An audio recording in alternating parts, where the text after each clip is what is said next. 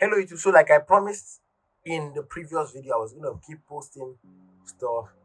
Let's do something very quickly. Meanwhile, how have we been? How was our day?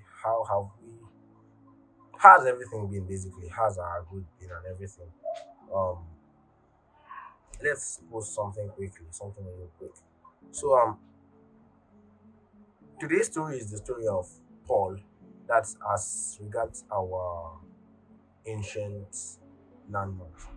Paul.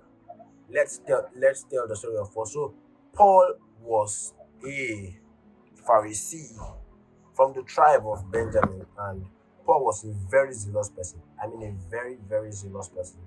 Paul persecuted Christians because he believed that those Christians were heretics at the time, and so Paul would get letters from the high priest, permission from the high priest, and persecute Christians. In fact, Paul was so against Christians that the people that killed Stephen were laying their clothes at the feet of Paul to bear witness. All these stories can be fact checked.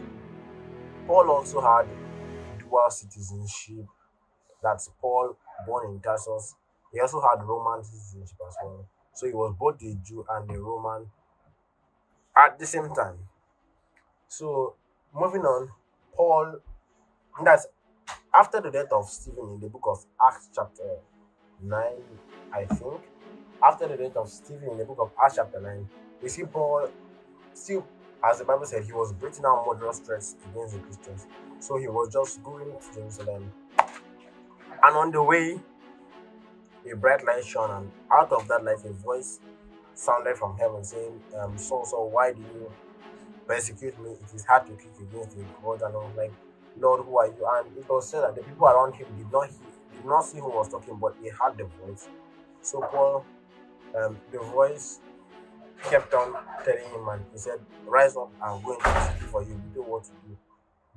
So he rose up, and instantly he discovered that he was blind. So he was led by the hand into the city with that is by the people that were following him. And fast forward to the time of Ananias. Jesus went to Ananias and spoke to Ananias, and Ananias came. Of course, Ananias was doubting, he was scared, and all of that.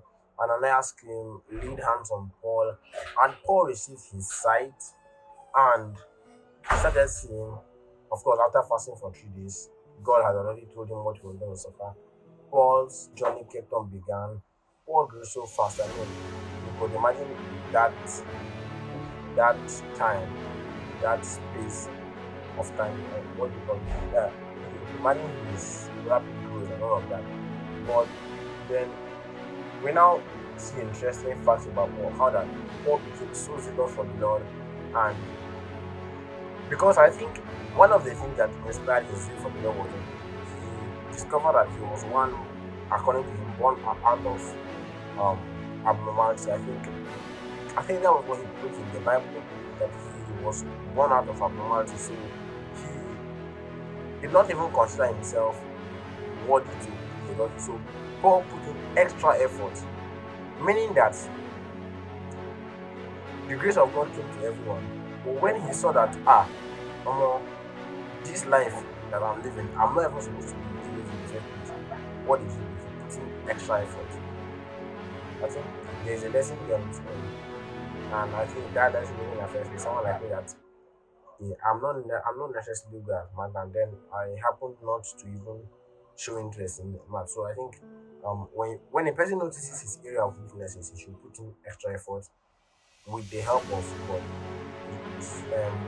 Paul will say, the grace of God appeared to me, and the grace that appeared to me was not in vain. I labor more than anyone, you can imagine. So Paul was willing to die. Paul put in extra effort, and it was now recorded that Paul wrote two-thirds of the New Testament.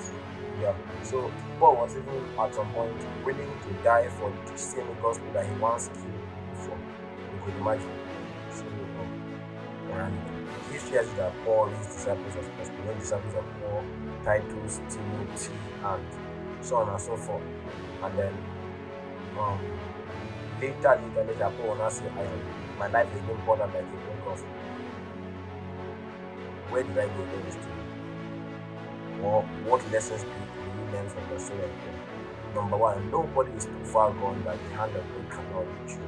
You are not too far gone that God cannot reach you. I mean, at some point in time, I hope to share my transformation story of how God saved me from a lot of things that I passed through.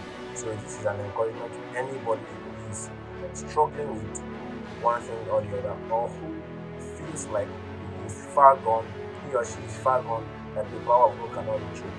I think the story of Paul should serve as an encouragement to you, to cheer you up and to encourage you that you are not too far gone. Praise God, you are not too far gone from doing this for God. Many a times we look at ourselves, meanwhile, when we keep on looking at ourselves, there is no, when a man keeps on looking at himself, all he sees is weaknesses. All we can see when we look at ourselves is our weaknesses. But when we look to Jesus, we see strength from him. We draw strength. And that was what Paul did. When he discovered that, oh, God has saved me, Paul looked on to Jesus, and his his his life story is one that challenges everybody. If we learned one or two things, I think we should share them in the comment section. Have a lovely day, guys.